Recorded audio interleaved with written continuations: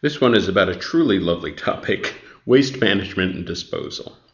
So first of all, let's just look at the one that's punctuated differently. Here we have a semicolon. A semicolon needs to divide one independent clause from another independent clause. Both sides of the semicolon must be independent clauses.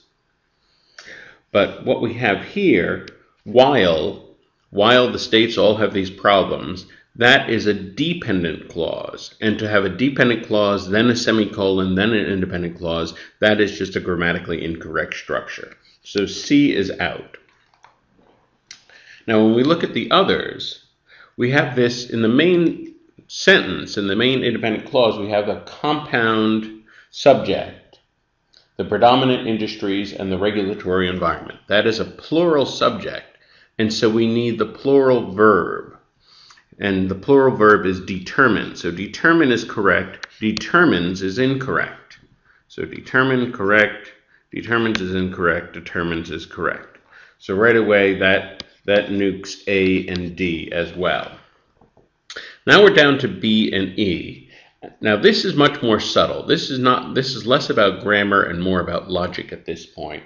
What we want to do is create a strong contrast. The word while is a contrasting word, and we want a contrast here.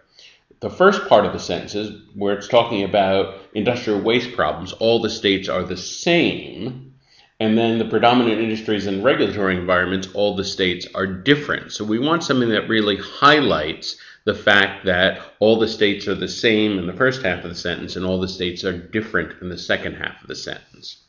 What we have in B, we have each, and then we have the pronoun their.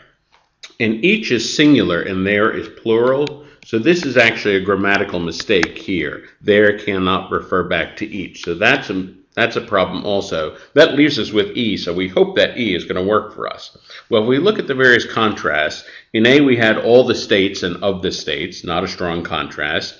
B we had each state and their, not a very strong contrast. All states and there, not a very strong contrast in C.